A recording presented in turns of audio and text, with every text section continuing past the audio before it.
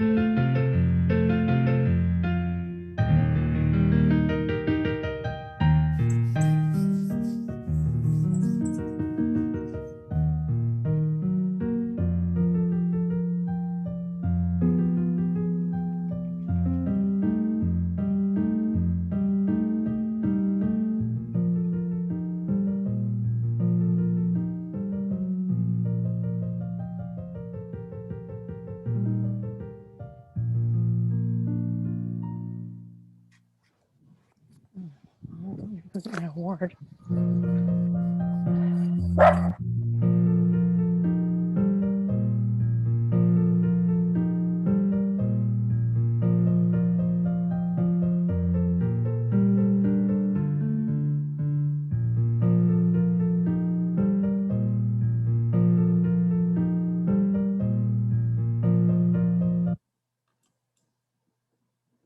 Hello, good evening.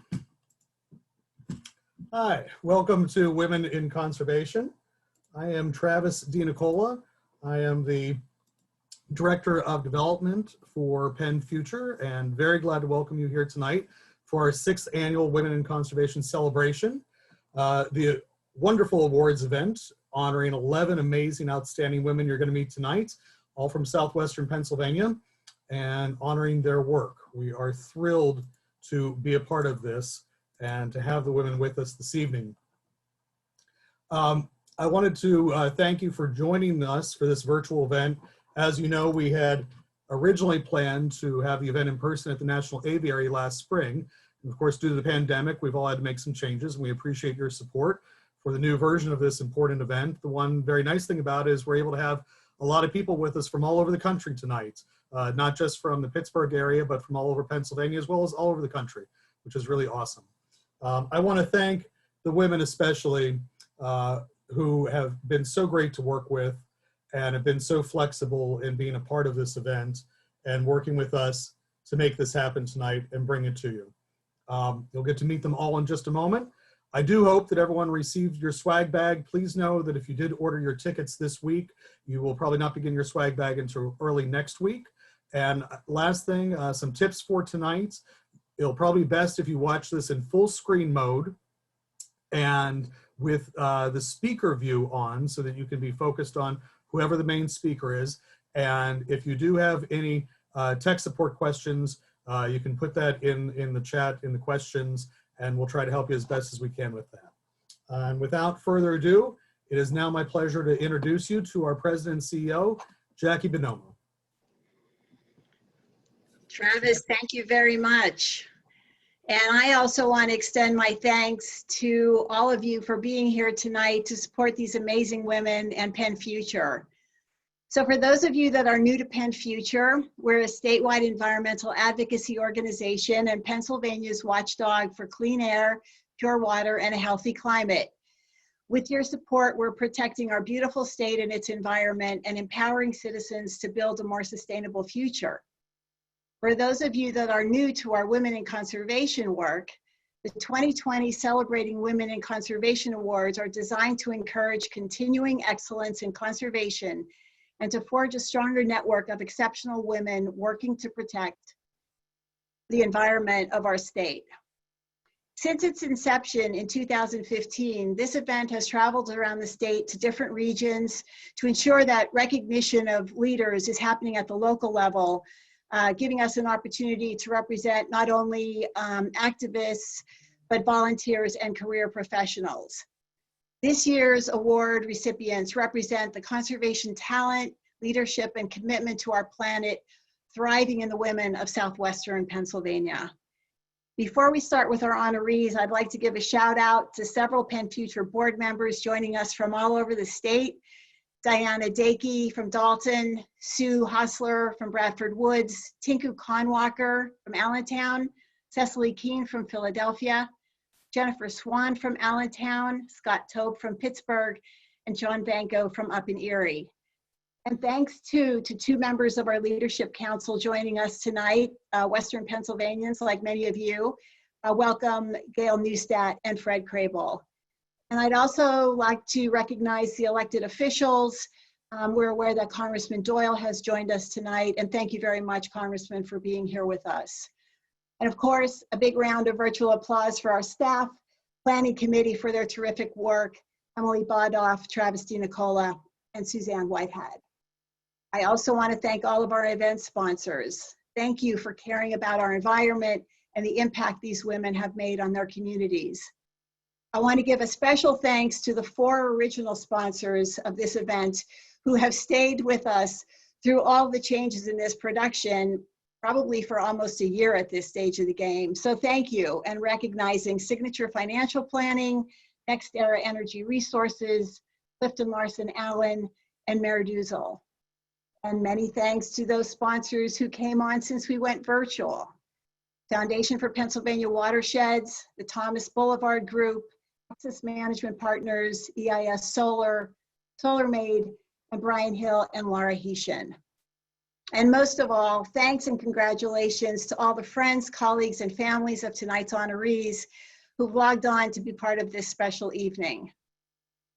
I'm talking to you from my home in northeastern Pennsylvania. And so I want to say that in spite of the pandemic, there have been many blessings bestowed on all of us.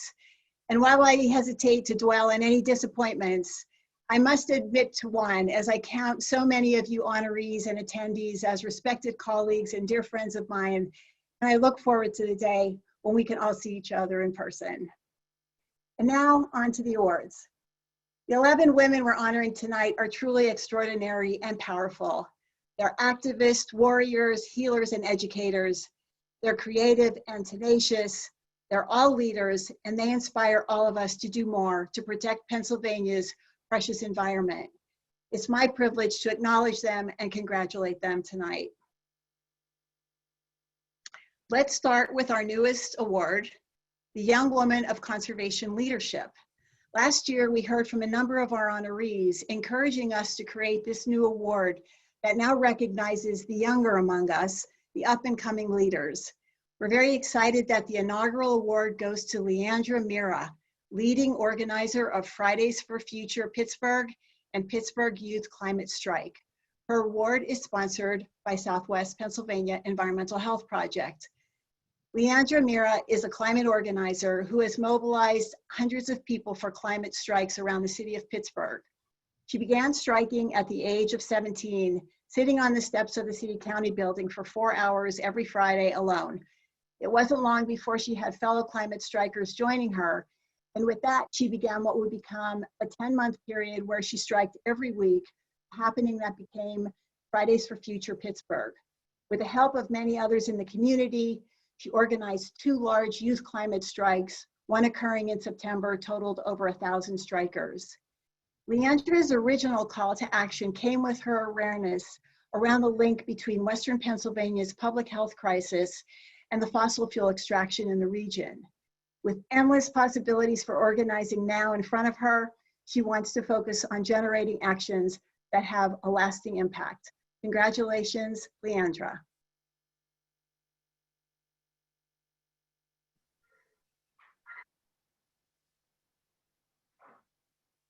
Wait, is it my turn to talk? Hi all, thank you for being here to share this special moment with me. Thank you PennFuture for giving me this award and even considering me for this award. Doing this work and organizing in our community is so important to me. And when I started striking a 1.5 years ago, I never imagined I'd be getting this much support and love from my community. So thank you. It's so amazing to have my work recognized, especially when it's recognized by an organization that I admire and respect and does such great work like PennFuture. So thank you guys again for being here and watching this. And I'm so lucky to be on this list with these other honorees. Congratulations to all the other honorees. I hope everyone is staying safe and healthy. So yeah, thank you and have a great night. Thanks, Leandra. Next, we recognize the Woman of the Watershed. This award is sponsored by Soulbridge Energy Advisors. I'm pleased to honor Melissa Reckner. For the last 2 years, Melissa Reckner has served as the program manager at Penguin Court, located in Loughlintown, and a preserve of the Brandywine Conservancy. Prior to this, Melissa spent the majority of her career as the director of the Kiski-Conemaugh Stream Team, an award-winning, volunteer-driven water monitoring and education program that focuses on abandoned mine drainage and treatment. In 2018, she published the State of the Watershed Report, documenting changes and improvements in the Kiski-Conemaugh River Basin over a 20-year period. In November, Melissa will become certified as a Pennsylvania Master Naturalist, and she'll be coordinating other Master Naturalists in the Laurel Highlands. He's also active with the Paint Creek Regional Watershed Association, her home watershed organization. Congratulations, Melissa. Hi, thank you.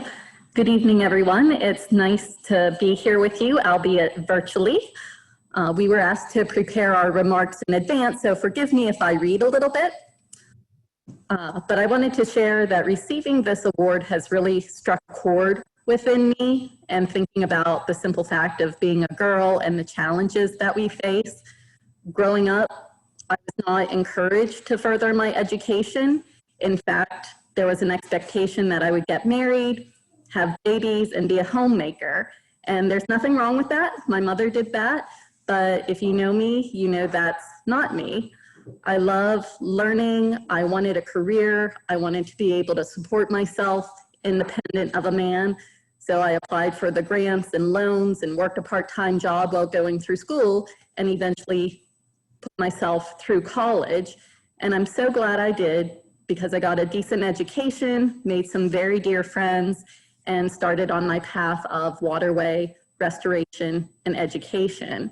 And I share this not to brag, but just in case there's someone else, another girl or even a boy out there who is facing the same naysayers, I hope that they're inspired to follow their gut and do what's best with them, and then surround themselves with highly supportive people. You know, upon reviewing the attendance list for this evening, it struck me that my elementary science school teacher is on the call this evening, my high school chemistry teacher, and my college advisor all of whom are women and who I consider dear friends. So I'm blessed to have made a career in the field that I love, doing things I enjoy, and hopefully making a positive difference. So to the decision makers who chose this award this evening, thank you. To Joe and Len, we have some friends here with me this evening. Thank you for nominating me, and I look forward to many more years.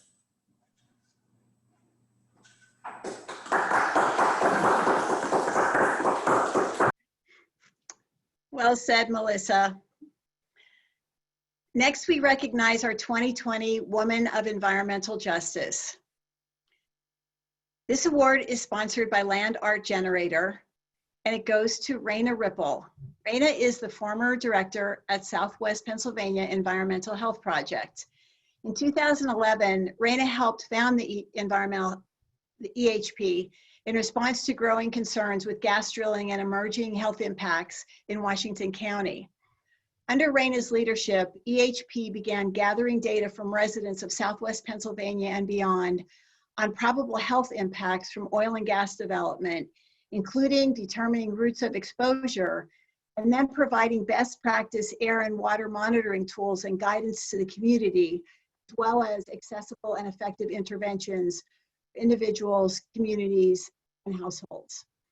She also served as the executive director of Physicians for Social Responsibility Maine, and at the Center for Coalfield Justice, she headed up a team with expertise in healthcare, public health, research toxicology, air and water quality, and community organizing to conduct a timely public response to unconventional shale development. Congratulations, Raina, and thank you for your good work.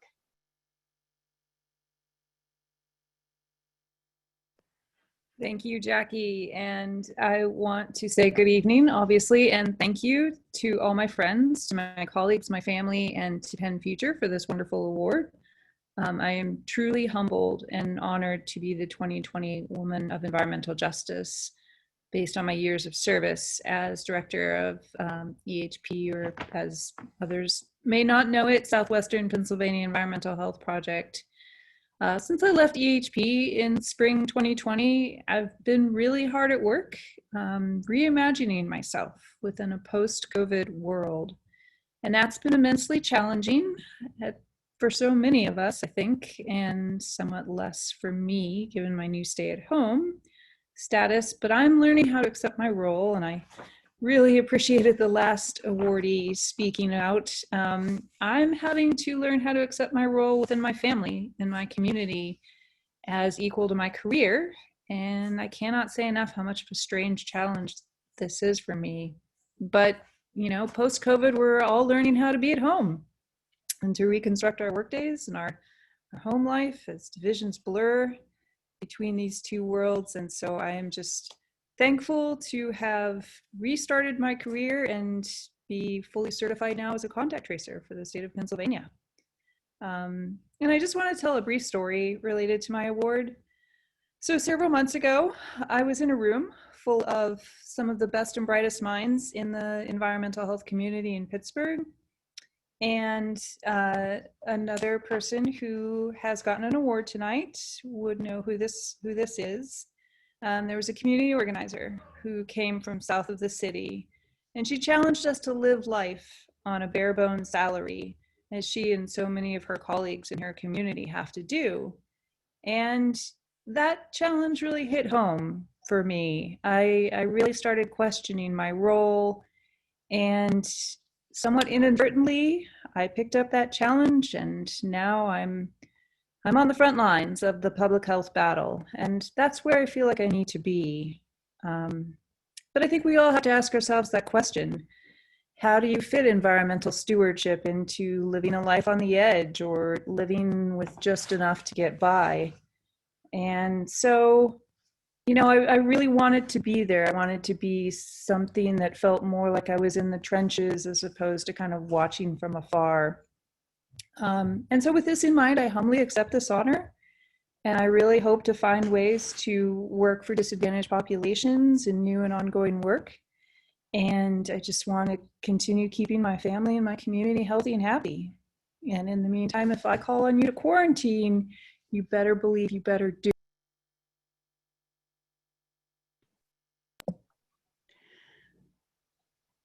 Scouts are in our arena. We will. Raina, thank you so much for those heartfelt comments and personal reflections. That means a lot. Now we honor our Woman of Environmental Education. This award is sponsored by Global Links, and here we congratulate Camilla Rivera Tinsley. Camilla is the Director of Education for the Pittsburgh Parks Conservancy. She leads the Conservancy's growing slate of all ages environmental education programming and helms the Frick Environmental Center, the first publicly owned living building in the United States. Before serving in her current role, she worked at the Schuylkill Center for Environmental Education, stewarding programming and mentoring students, hundreds of students and early career professionals. It was there at the Schuylkill Center that she began to realize that urban environmental education and ensuring the diversity of the field was her life's true passion. She helped to start a small environmental nonprofit focused on people of color and continues to use her voice to highlight the concerns of underserved populations. With an extensive background in environmental education, horticulture, permaculture, and urban agriculture, Camilla serves on the Environmental Education Advisory Council for the state of Pennsylvania. Her true motivation lies in creating a more verdant and inclusive future for her 14-year-old daughter. Congratulations, Camilla.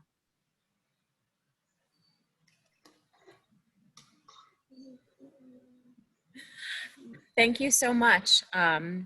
It is my pleasure and my honor to be here with such amazing, accomplished women, many of whom I know have interacted with over these many years that I have been an environmental educator. So when I was thinking about this award, what I thought to myself is, what does it mean to be an environmental educator?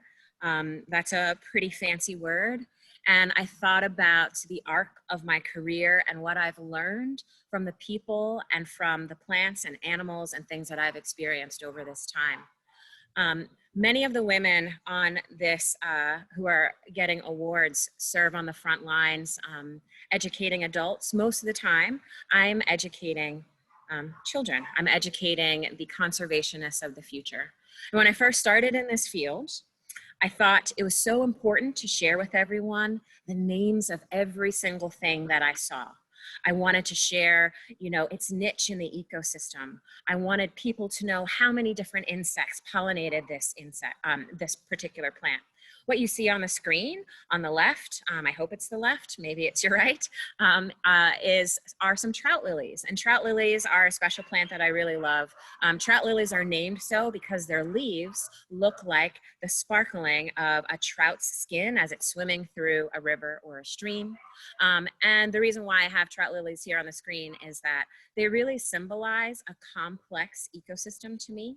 So they're very beautiful, and when you walk through the forest, you might see them. It takes about 2 or 3 years for them to actually bloom. So for a few years, all you see is this one leaf, and that leaf is just absorbing all of the energy and the nutrients that it can from the soil. And the thing that makes the trout lilies bloom are actually ants that are crawling around on the ground and moving the seeds along. So they have this really cool relationship. Trout lilies are amazing. And in order to be able, it's amazing to be able to share details about that plant. But then the next plant that you'll see is a dandelion. So in the middle of my career, I decided, it's not really as important for everyone to know the genus and species name of a plant. It's more important for them to experience the beauty, for them to see themselves in nature, and to really interact on their own terms. And so now I love the dandelion because it represents a city ecosystem and the ecosystem that we all belong to. So as I evolved in my career, what I began to understand is that humans are actually the most important thing in the ecosystem. And my love for the plants and the animals, my love for the trout lily and the dandelions and the ants that are carrying the seeds all around, that love grew into a love for the people that needed to be able to experience those things and to feel what I feel when I'm walking through the forest. And what I began to notice is that I was the only person or one of the few people that were interacting with children of color and melanated youth within our cities. I spent the first half of my career in Philadelphia. I'm proud to be here in Pittsburgh doing the same kind of work, and really thinking about how I can treasure humans and individuals as much as I treasure the story of the trout lily. I think that as environmental educators and conservationists, if we think that this world is important to save and that a species is important to save, we should also think about the humans that are important to save, and some of those voices that are not highlighted, and some of the people who may not feel that they are included within the conservation movement. So in conclusion, now, in the end, not in the end of my career, in this moment of my life, the thing that I want to see most is I want to see as many people, specifically melanated people and people of color that have not been included. I want it to be normalized to see their beauty in the green spaces. And this image that you see right here is my daughter staring off into the woods. I'm proud to have her sitting here with me because she is the next generation of conservation. And so I just want to say thank you to my family, my friends, my colleagues from across the state.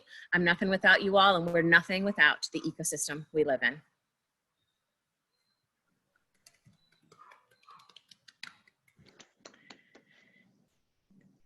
Thank you, Camilla, and thank you for having your daughter join us to keep us focused on the future and why we do this work. So last year we created a new award, the Woman of Environmental Media, Marketing, and Communications, which recognizes a woman who is a credible source the public can rely on for information about climate, environmental issues, and conservation-related current events. I'm pleased to give this award to Kirsi Jansa. The sponsor of this award tonight is actually another of our honorees, Patricia DeMarco. Kirsi Jansa is a documentary filmmaker and journalist. She's also a messenger, a connector, and a collaborator. A native Finn, Kirsi worked for the Finnish Broadcasting Company as a reporter, doing her first interview on climate change in the early 1990s. After moving to the US and Pittsburgh in 2008, she started exploring energy, environmental health, and climate solutions in her short documentary series, Gas Rush Stories and Sustainability Pioneers, familiar to many of us. In 2016, Kirsi and her allies co-founded the Creatives for Climate Collective. Congratulations, Kirsi. Since Kirsi's medium is film, she has requested that Travis roll a short video for you as part of her acceptance. Over to you, Travis. Travis, do you want me to talk first? My 30 seconds. I'm going to keep this short. Thank you, Jackie. Thank you, PennFuture. And thank you to all of you awardees that I just love to be in this team with you.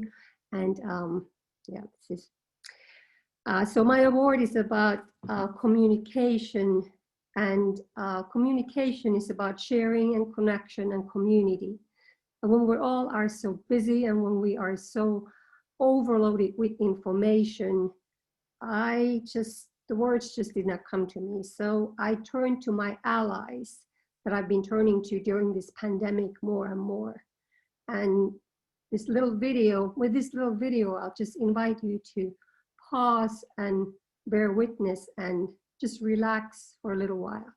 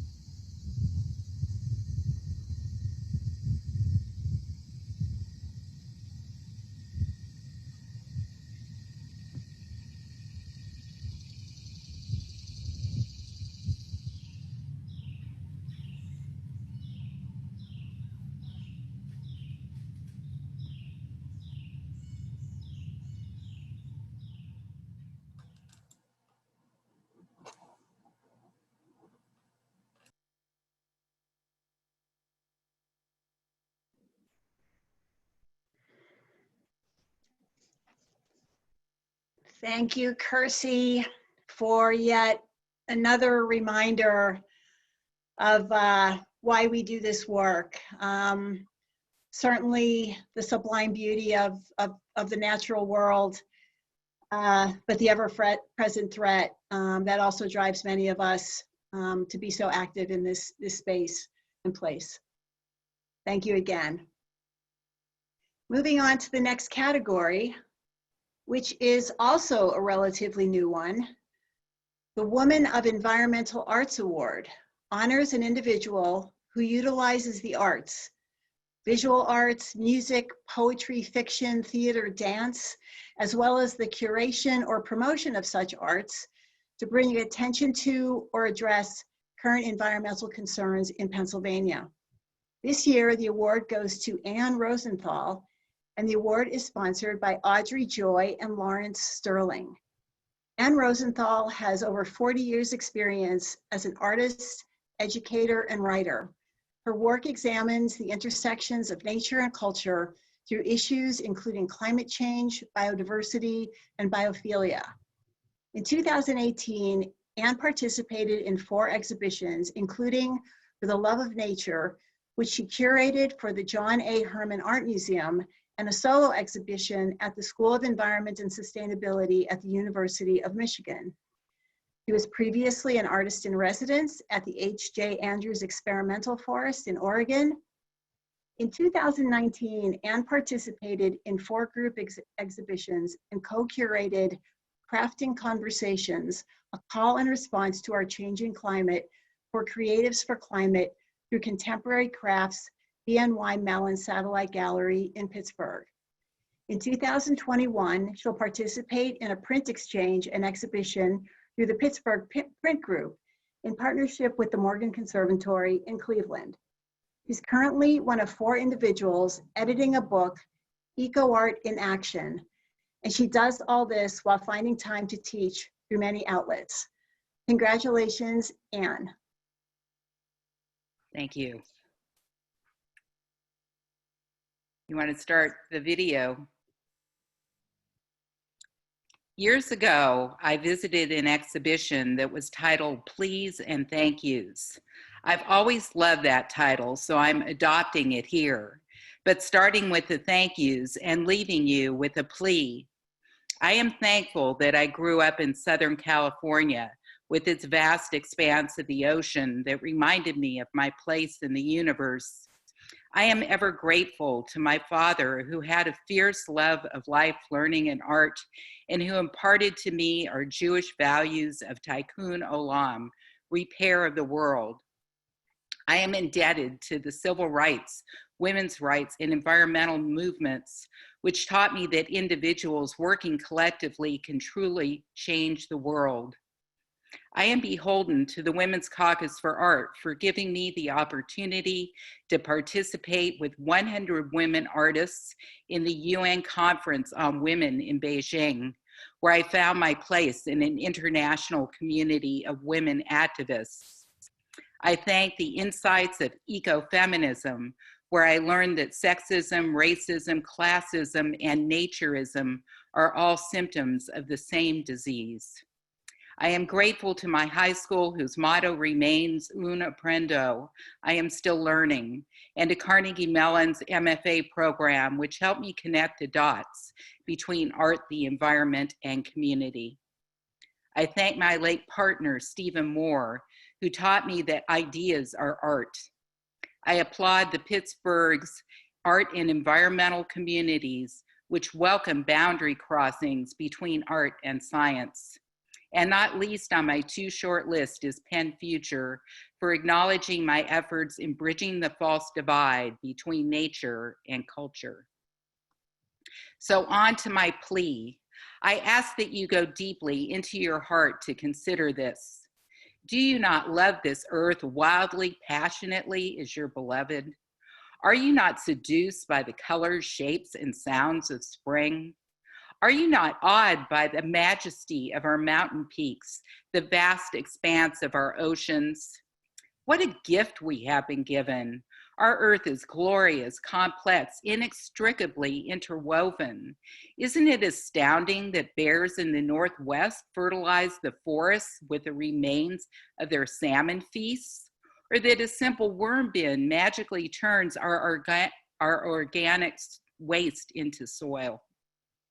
This intelligence has evolved over millennia, and yet our taker culture drains these riches ever faster. Just as we are probing now the roots of our systemic racism, we must also dive deep into our systemic exploitation and colonization of this earth. We must understand the interconnections between social and environmental injustice, and we must act. Together, we must craft a new vision of what it means to live in concert with all life on this planet. We need time and space to rebuild this broken world, and we need leaders at every level to create resilient, life-affirming systems. We must be patient, and we must not act out of fear. We must recognize that we, our government, and our leaders are imperfect.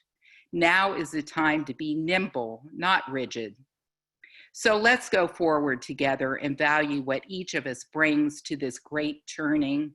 Let's work together to protect this miraculous planet of which we are a part, and shift our culture to one that will not only sustain life, but make it thrive. Thank you.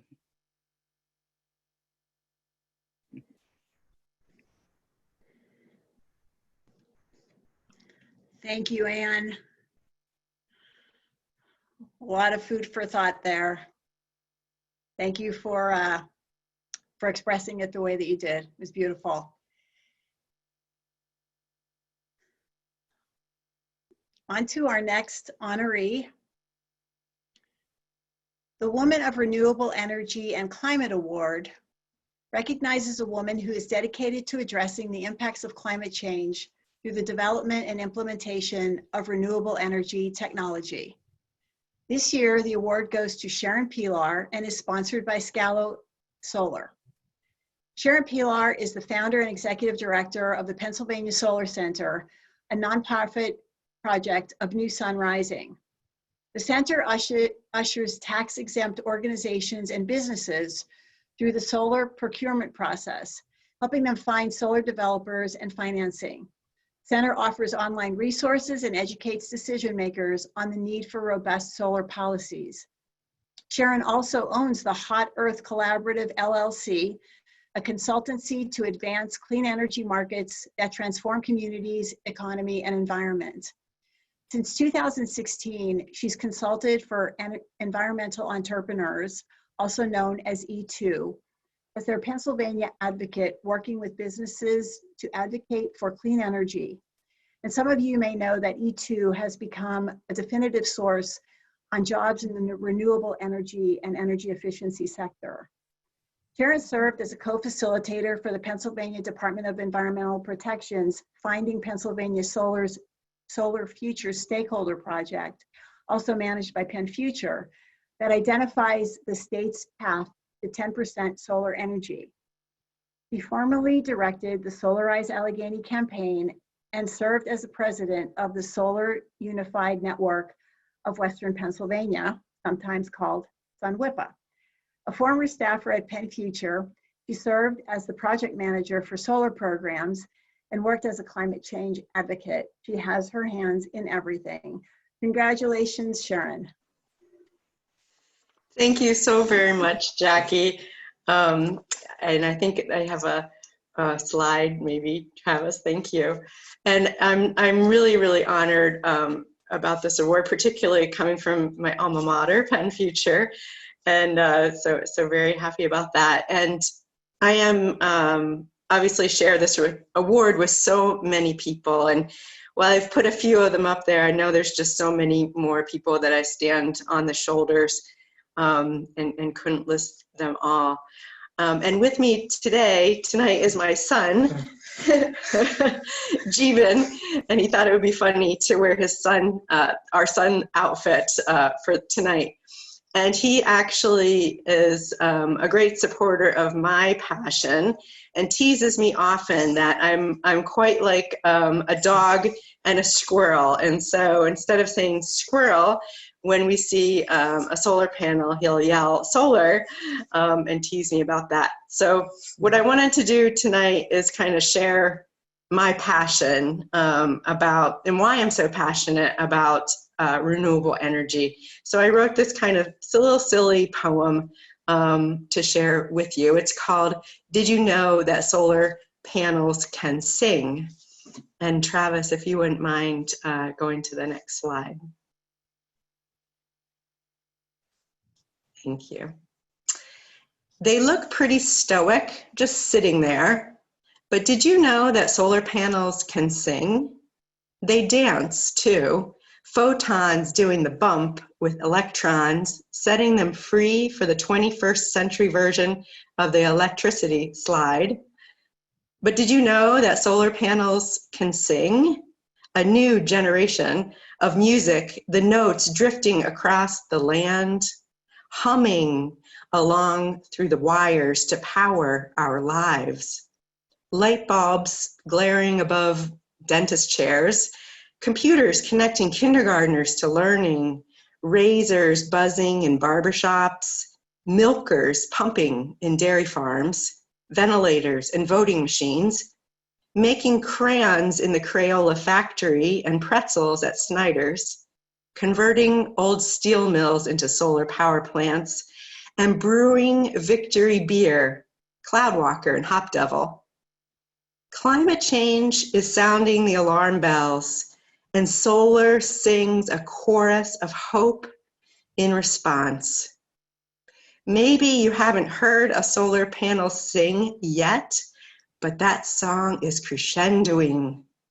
The chorus grows louder, chanting, "Show us light," magically turning into pure energy and creating new futures and really new realities where, like, maybe possibly a place called Little Blue Run Lake is really a lovely vacation spot, and Knox and Socks are just fun little Dr. Seuss characters.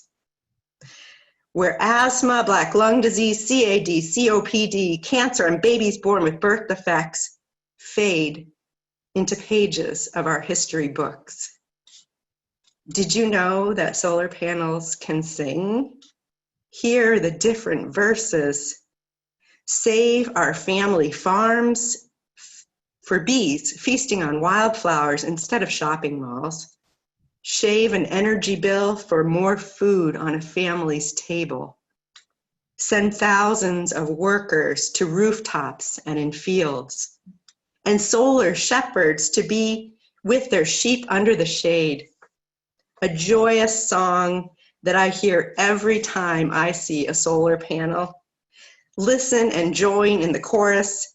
It is a snappy tune that will forever stick in your head. And be sure to sing that song when you vote. And sing the song to the legislators and in your faith community, your borough buildings, the food banks and schools, to the fire departments and corner store, and to your neighbors. The solar panels are singing a song of hope, a song of new day. Yeah, you can't see it, but it's electric.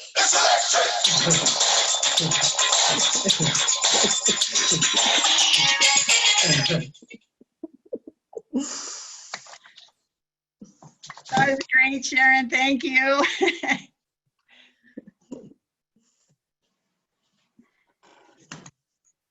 Congratulations. Transitioning now to the next award, the Woman of Environmental Community Engagement. It's sponsored by Pennsylvania Solar Center and goes to the environmental science educator and sustainability salon host, Maren Cook. Maren is a planetary scientist by training, now engaged in environmental education and activism around climate change, air quality, plastics, food, and justice. She serves on the boards of the Group Against Smog and Pollution, 350 Pittsburgh, Pittsburghers Against Single-Use Plastic, and Ohio Valley Environmental Resistance. Maren volunteers as an urban eco-steward, a tree tender, a master gardener, and a climate reality leader. She's co-founded a nature education program in Frick Park, a school garden, and a home gardening program. Maren has helped create science curricula and train teachers and taught physics, astronomy, environmental science, permaculture, and natural systems to people of all ages at schools, universities, community centers, and public parks for over 4 decades. In the 1970s, Maren was fighting for public health and a livable future with Citizens for Safe Power Transmission in the Hudson River Valley. Today, she's coordinating protests against the looming petrochemical build-out in the Ohio River Valley. Maren operates an urban microfarm. She's rebuilding her family's home as a demonstration site for green building, green living, and creative design, and she's also trained as an artist. Maren organizes and hosts sustainability salons, a monthly environmental education forum and community gathering now in its 9th year, and she maintains a comprehensive online listing of regional environmental and social justice events. She does a lot. Maren, congratulations.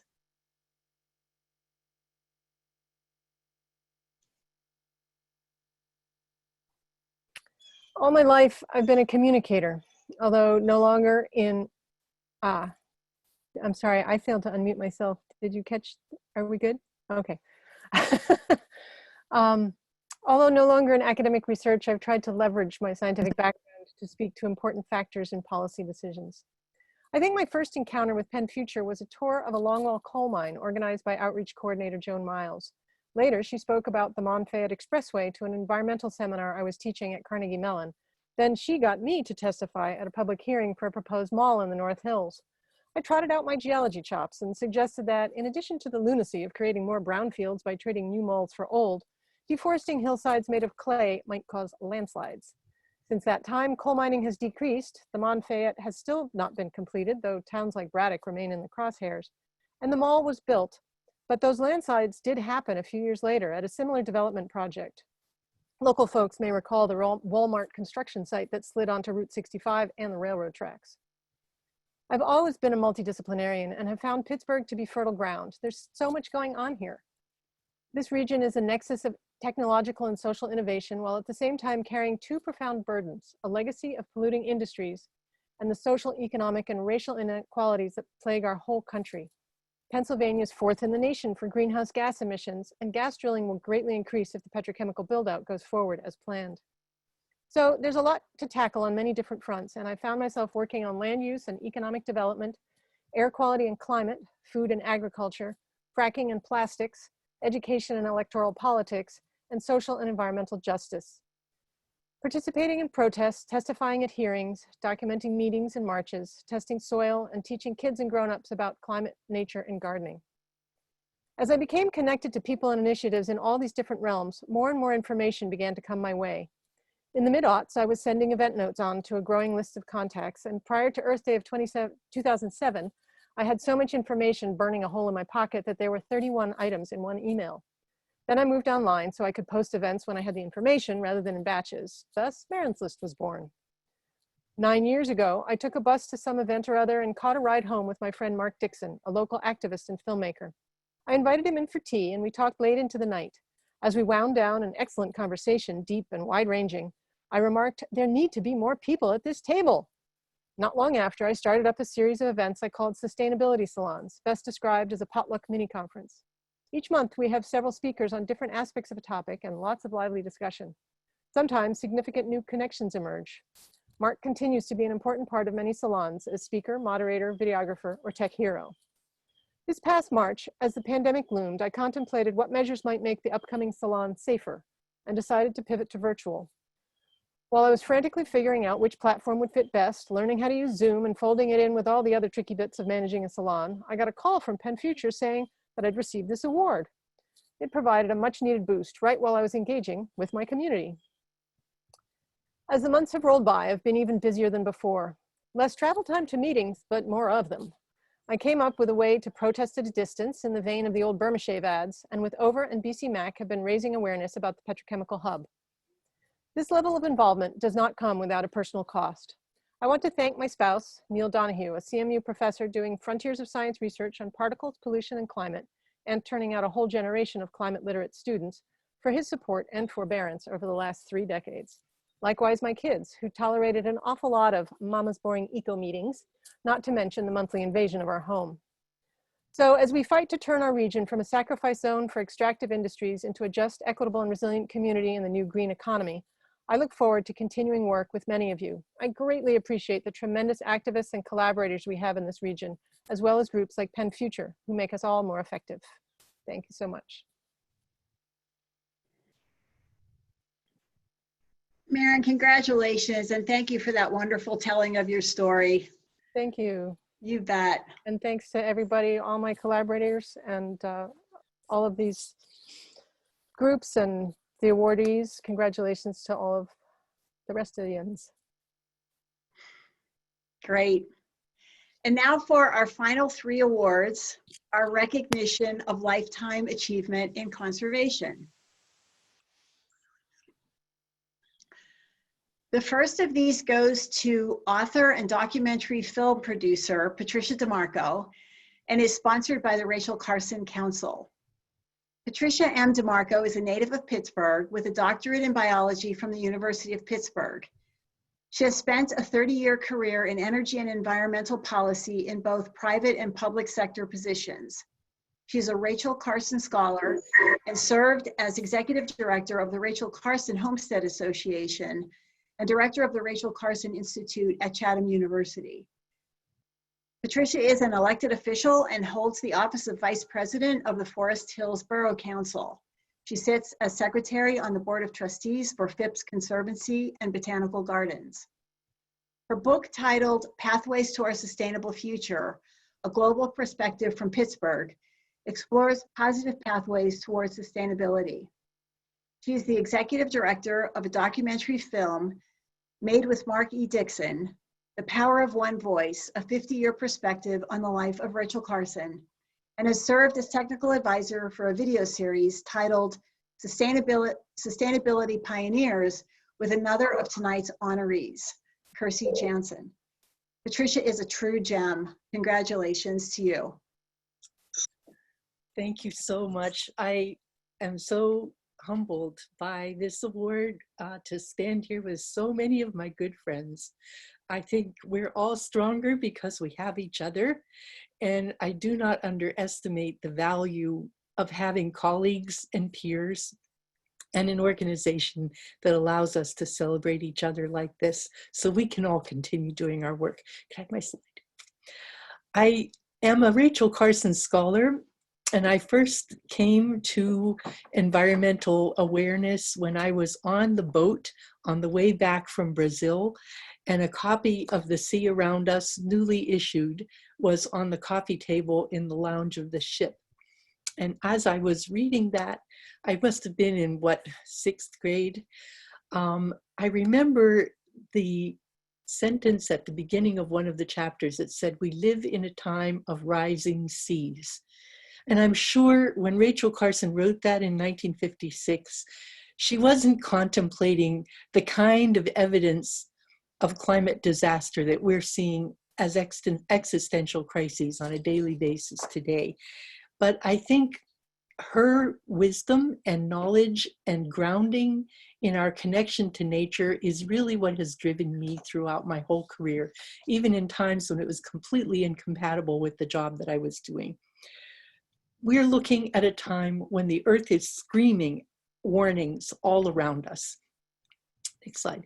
And we need to understand that the laws of nature are not negotiable, and we need to listen to the elders among us. This is the 110-year-old pin oak tree in my backyard. I have 2 of these, my healing trees, my mentors, my elders, my sources of wisdom and strength, because we are part of the living earth.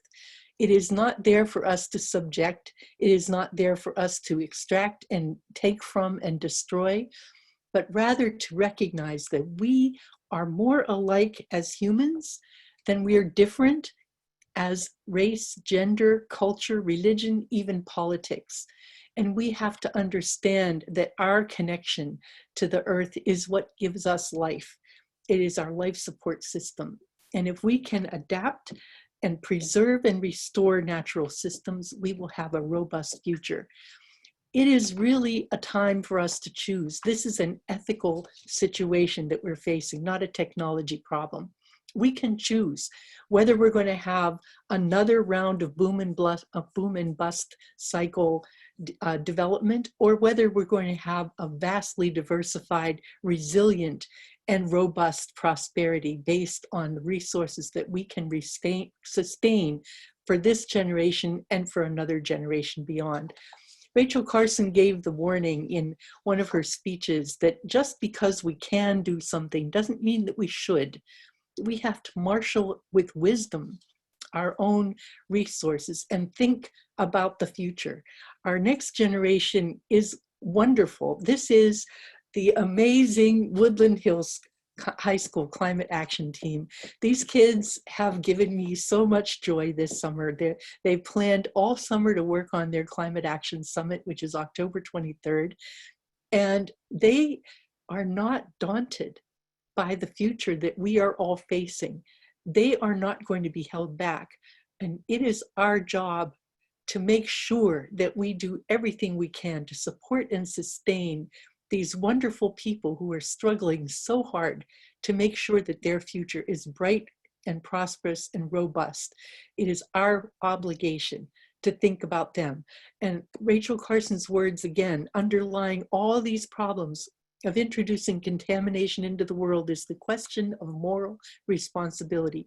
Responsibility not to our own generation, but to those of the future. So I would leave you with my enduring recommendation that we renew our sense of wonder. You've seen many, many images this evening of how beautiful the world is around us. I'm not near the photographer of some of my colleagues, although I did take this little gray hair streak from my mint flint. But the more we can connect to the natural world and take courage to defend and protect the living earth that's our only home, the more we will have the faith and the courage and the passion to go forward and make this world a better place. And I hope that all of you will think about how wonderful it is that we have this opportunity to be on this beautiful earth at this time and do everything we can to support each other and sustain our way forward. I have to thank my family, my dear friend Tom, and my loved ones, and all of you for having all of us on this journey together. Thank you so much. Thank you, Patricia, and thank you for reminding us that indeed this is our time. We're here for a reason. On to our next honor. The second Lifetime Achievement Honor goes to Beverly Braverman, Executive Director of Mountain Watershed Association, and is sponsored by Kurt Limbaugh. Beverly Braverman was one of the founders of the Mountain Watershed Association in 1994. MWA is a grassroots community-based organization with its roots in the Indian Creek watershed, part of the Youghiogheny River Basin, located in Westmoreland and Fayette counties. Like so many grassroots groups, it began its existence on a dark and stormy night around a community member's kitchen table, discussing concerns about a possible underground coal mine opening in the watershed. From that night, MWA grew into advocates, technical experts, and so much more, working to implement its vision for restoration of mine-impacted streams. Beverly eventually became executive director of MWA in the mid-90s. MWA continued to build capacity toward its mission to protect, preserve, and restore the Indian Creek watershed and the greater Yawk Basin. Their team now includes 8 full-time employees, 1 AmeriCorps member, and numerous supporters, volunteers, and partners that include many of you here tonight, I'm sure. In the early 2000s, MWA and Bev at the time became the official Youghiogheny Riverkeeper, part of the International Waterkeeper Alliance, a real honor and necessity. Always elevating the work of frontline communities, since 2017, MWA has funded over 80 projects through grants that support the work of more than 40 community groups on shale and coal issues. Non-Watershed Association continues its work remedying damages from the coal industry, but the development of Marcellus gas in the area has created the urgent necessity for MWA to address gas development and impacts, a place where Bev's considerable talents and skills are very much needed. We're lucky to have her in the fight. Congratulations, Bev. Thank you, Jackie. As Jackie stated, 26 years ago, 10 people worried about their community sat around Dorothea Gearhart's kitchen table to talk about a proposed underground coal mine. Dorothea's son, who is here, one of our board members, is still working hard on these issues. What would this coal mine mean to our community? We asked a hydrogeologist to look at the permit application. He said that as designed, the mine would cause discharges of contaminated water to the Indian Creek watershed. MWA was born. I started as the president and eventually was hired as the executive director. We researched all mining in the watershed and discovered that there were more than 130 mine discharges ruining our springs, streams, and drinking water. We developed a comprehensive restoration plan to try to correct the degradation caused by these discharges to restore the watershed by 95%. Even though our restoration plan was included in the DEP's Bureau of Abandoned Mine Reclamation 5-year plan, we were redlined by upper-level DEP officials when we tried to get funding for our mine drainage treatment projects. In those very early years, we were fortunate to have allies in the Foundation for PA Watersheds, the Laurel Foundation, the Richard King Mellon Foundation, and the Catholic Campaign for Human Development. Despite being approached or criticized by members of the mining industry who even asked, why are you funding this anti-mining group? These allies defended our right to question and resist the continued ravaging of our community. I want to thank those early champions and all the allies since then who have supported our rights to speak out against environmental injustice and the use of our communities as resource colonies and dumping grounds. Through the last 26 years, I've been yelled at publicly, received threatening phone calls, criticized stupidly in the newspaper, and had the lug nuts on my car loosened. 26 years ago, most of Indian Creek was dead. Now, as a result of our efforts, we have found wood turtles and native trout in the streams below our treatment systems. We have restored streams, brought drinking water to households who lost their water due to mining. MWA's work is not just about restoring a trout fishery, but supporting better water quality and quality of life. In an area where over 2 million visitors come to enjoy the outdoors at its finest, to have residents without enough water to drink, cook, and bathe in the same day because of mining and gas extraction is unacceptable and should not be tolerated by anyone. This is a great venue to announce that I'm changing jobs at the end of the year. I'm not leaving the fight, but I am leaving the executive directorship. And so it will be upheld by a new fighter, Ashley Funk, and we are in the process of transition. I've had tremendous good fortune to work with some of the kindest, strongest people alive in defense of our community and the planet. Thank you for this honor. It was earned through blood, sweat, and tears of the many who worked with the Mountain Watershed Association and our allies and partners and still work with us to challenge the abuse of our environment. Thank you so much.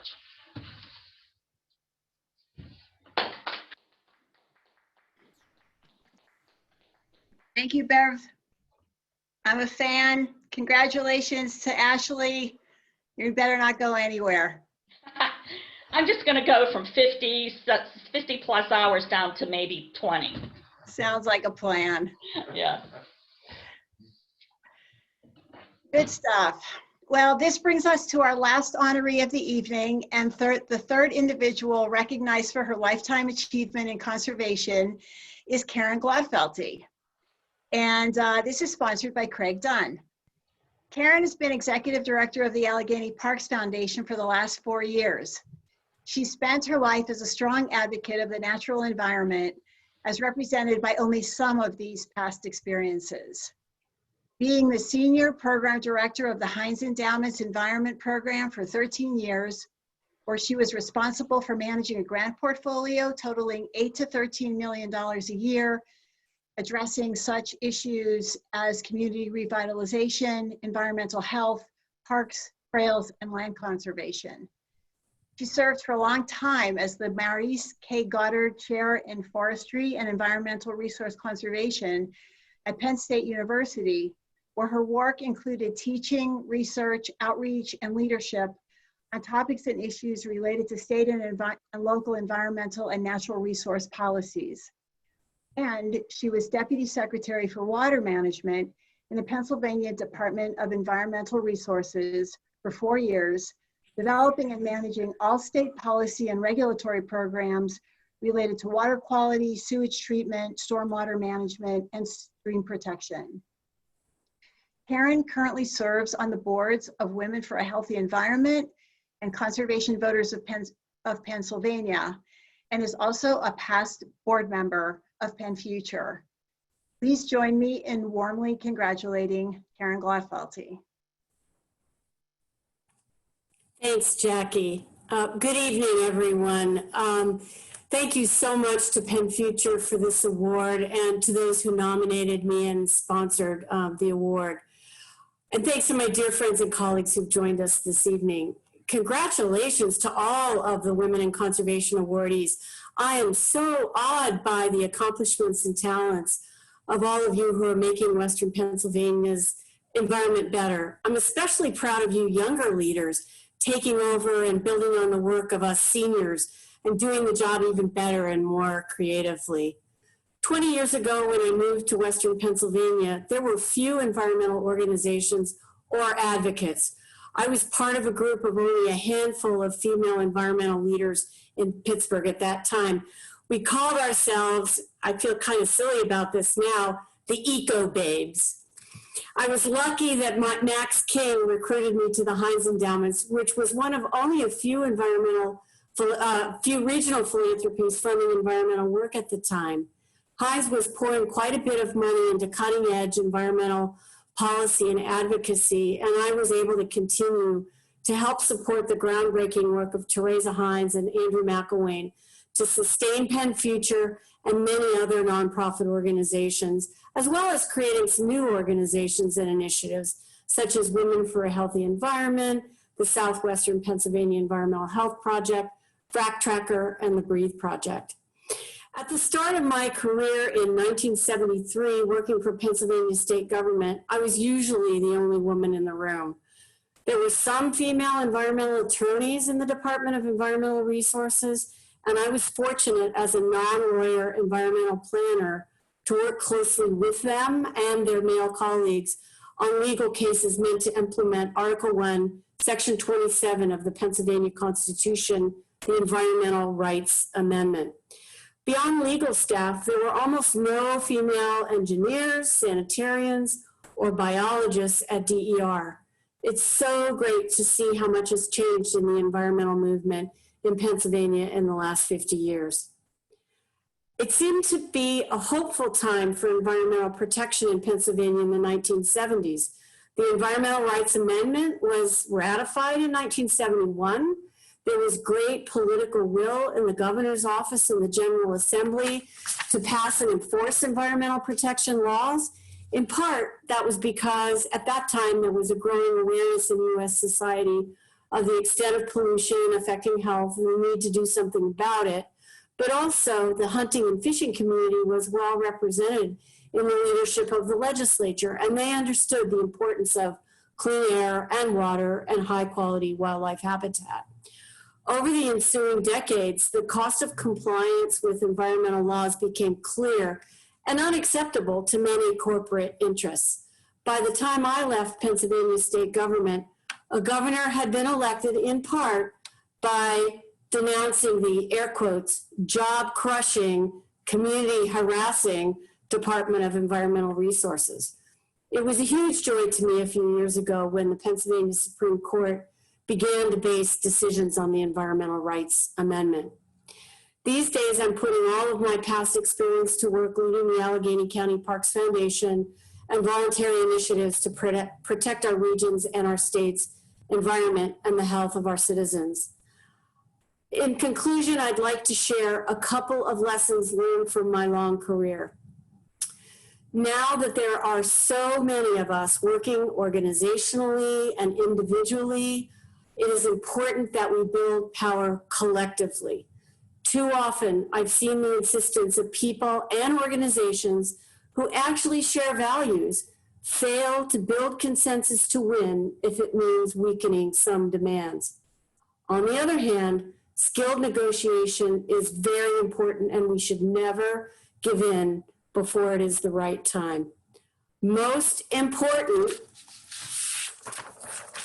vote. Now is the most important time in my life to vote and to make sure others are doing so. I've worked on policy and funded advocates over my career. None of it makes any difference without policymakers ready to listen, enact, and enforce good environmental legislation. We have some great environmental champions running for Pennsylvania state offices in November, so don't stop at the top of the ticket. Please support their election and urge your friends, family, and colleagues to vote. Thanks again. I'm so grateful to PennFuture for this award.